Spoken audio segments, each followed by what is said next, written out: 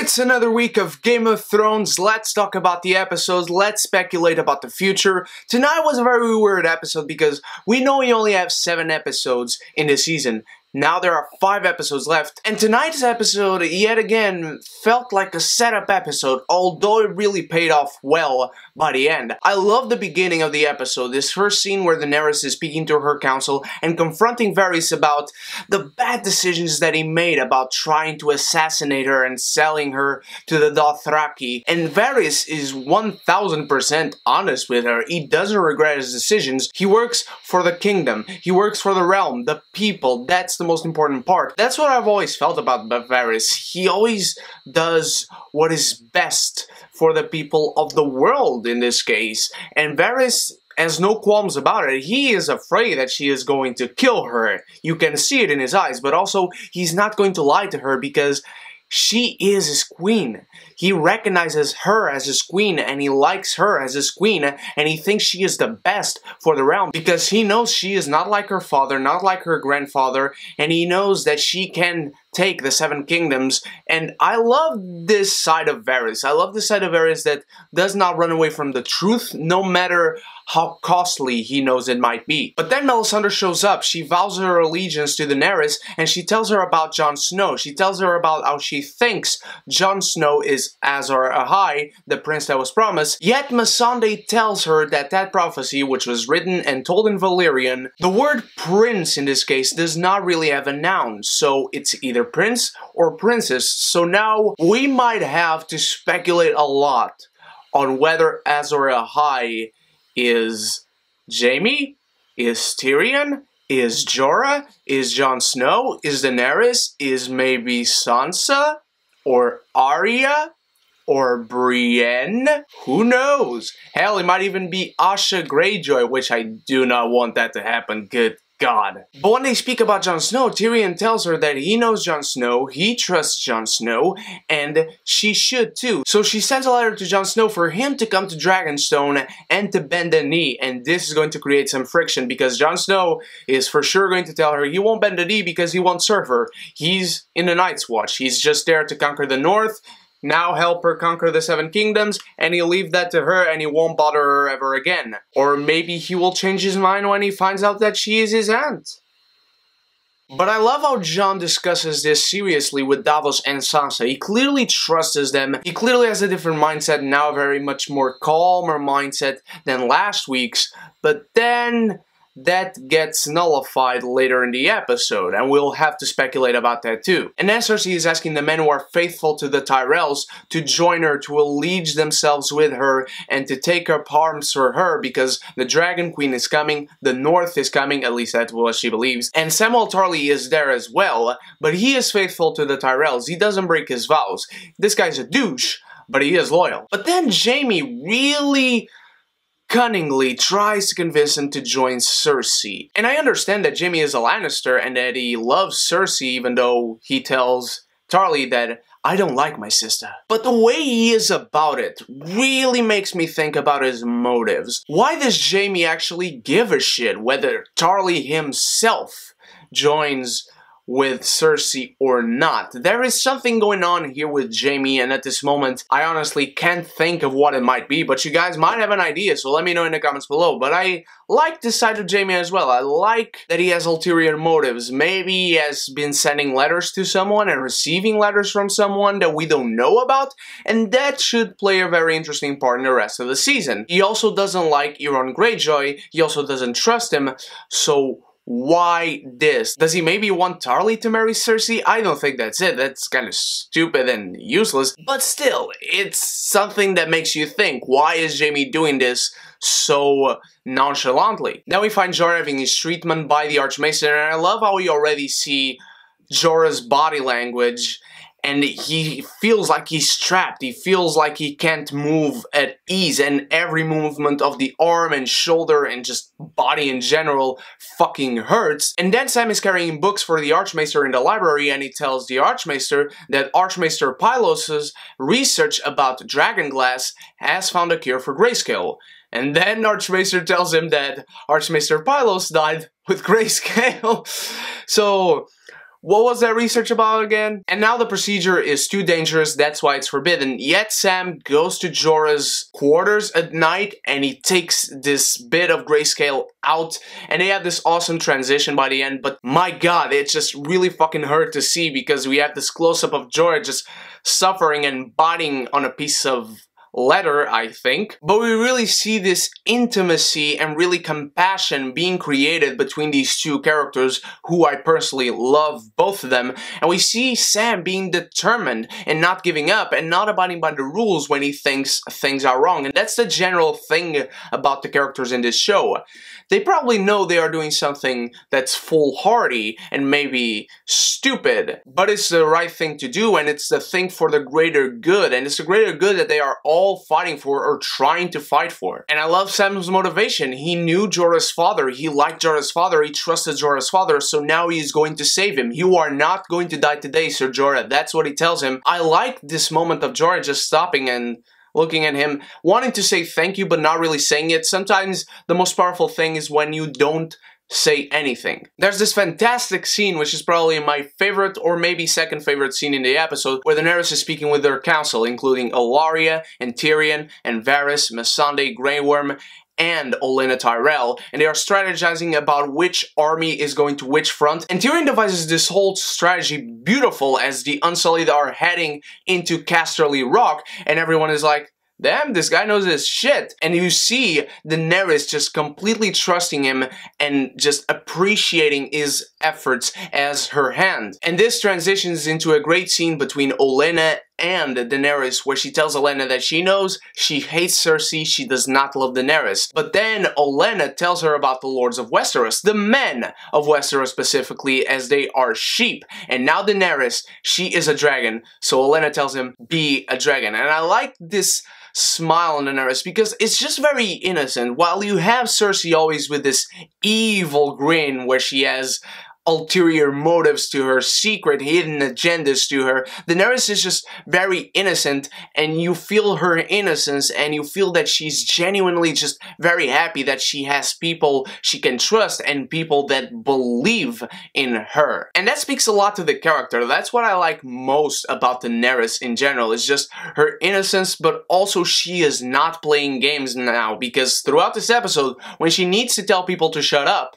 she tells people to shut up. When she has to threaten Varys, she threatens Varys. If you ever betray me again, I will fucking kill you with fire. Then in comes one of my favorite characters, Arya. She's sitting down at this table in this inn. Then, Hot Pie walks by. She just takes this pie and starts eating it because she's just so very hungry. And I like these two meeting again. I really enjoy seeing these small characters come back for these progressive moments for other characters, and really makes you blatant just when you sometimes don't realize that how much characters have changed. He, for instance, has very different hair, but we see this different dynamic with him and Arya than the last time we saw him. It's completely changed. It's not the same at all. And I love when he realizes that she is a girl and he's like, oh, I should have known you were a girl, you're pretty. But the most important aspect of the scene is that Arya finds out what I guess you would find out, and that is Ramsay Bolton is dead and Jon Snow has conquered Winterfell. He has left the wall, he has come down south, and he has taken their home back to themselves. And so we have this moment where Arya is about to follow the Lannister men into King's Landing, but then she looks back and she wants to be with a family, with her brother that she trusts more than anyone in the world, and Arya heads to Winterfell. This leads into a scene where Arya is setting up a fire in the middle of the forest, but her horse is very unnerved, so she starts looking around and suddenly she's surrounded by wolves. They are all ready to attack her. She's very scared, and that's something that we don't see easily from Arya at this point in her character's progression. And then the foreshadowing finally pays off, and here is Nymeria, who is also ready to attack Arya, but then Arya realizes who it is, and she's like, Nymeria, it's me. I'm going to Winterfell, let's go home. And Nymeria calms down, and then she just leaves.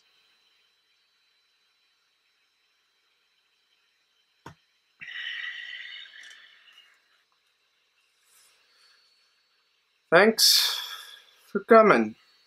And after she leaves, Arya's like, yeah, that's not you. You're not the type of girl who's coming home, back home to mama's arms. You're going to live in the wild and be free. Which makes me think that this is also a form of foreshadowing to say that Arya is going to maybe not even arrive at Winterfell. She's maybe just going to see something or hear something. She's maybe going to be there for a while, but she is ultimately going to leave Winterfell. She's going to come back to her path leading to King's Landing to try and kill Cersei Lannister and the Mountain. And I honestly do want to see Arya Stark versus the Mountain a lot. Jon Snow tells his men about both the letters from Sam and from Tyrion about the cure of dragonglass for grayscale, and she tells him that Daenerys herself has invited him, and now he tells everyone that he is going to Dragonstone, and Sansa just freaks out and she's like, what the hell? What have we been talking about?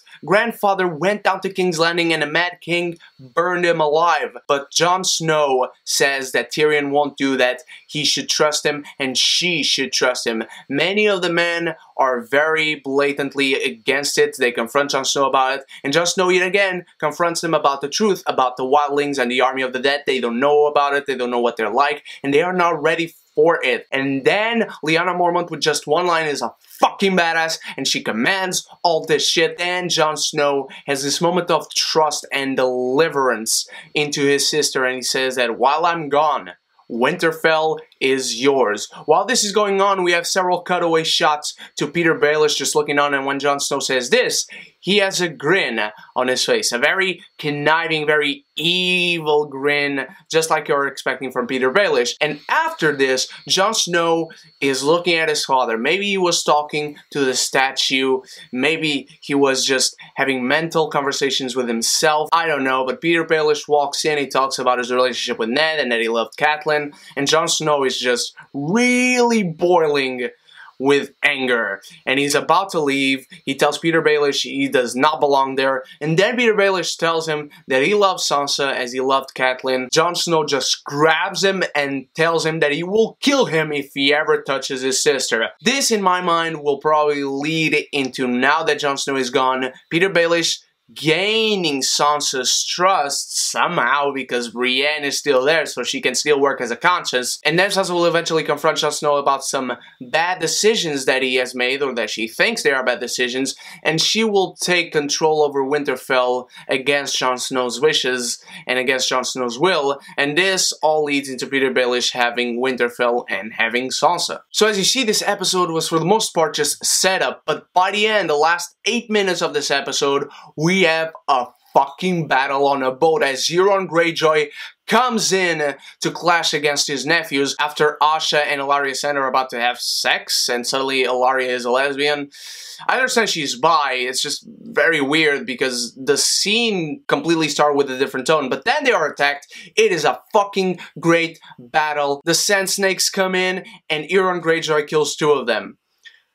Which, I'm not being a smug book reader, but it wouldn't happen in the books. But their deaths are pretty awesome, and of course Jessica Henwick has to leave because she has to work on The Defenders and Iron Fist Season 2. One of them doesn't die, neither does Ellaria, and my guess is that they're going to keep them alive. They're going to be prisoners under the Red Keep or something like that, and they're going to spill the beans. These are very, very weak characters, and again, the Sand Snakes with kick Euron Greyjoy's ass. Okay, not maybe kick his ass, but at least they would put up more of a fight. And we have the last shot of one of them hanging on the boat's front, and they're just completely dead and everything is burning. Asha fights with Euron as well, and this is a great, brutal fight full of physicality. And then he finally has the best of her. He grabs her and he puts his axe to her throat, and he confronts dickless Theon Greyjoy, and Theon just runs. He flees from battle, the fucking coward. I was just about to give him the chance to start liking him again, and he's a fucking coward. And look, I understand why he is a coward. His manhood was literally taken from him, both mentally and physically. I understand it, but I just don't like this character, and he doesn't give me a reason to like him or be sympathetic towards him. I really don't like Theon Greyjoy, and I hope he dies by the end of the season. And I say end of the season because he's clearly an important character, so I don't expect him to die before that, but if he does, that's all good on my book. It was a very good episode. I honestly really like this episode, even though I have conflicting thoughts about it. I don't love this episode because again it was just set up and we only have 5 episodes left. But this battle was great and the characters and scenes we had were important and they give into speculation, and I love speculating and I love seeing you guys speculate in the comments. So let me know, what did you think of Stormborn, the second episode of Season 7 in Game of Thrones? What are your theories and thoughts? Do you agree with my theories? Do you have your own theories, especially about the Jaime scene with Tarly? Let me know in the comments. Thank you so much for watching once more, my beautiful geekies. You guys are the freaking best. This week I have reviews for Valerian, and on next weekend I have my vlog from London and Paris. Can't wait to see you there. So let's talk Game of Thrones until next week. And so until the next video, you stay beautiful, you stay geeky, and if you haven't done so yet, click the subscribe button and the bell so we can be geeky united!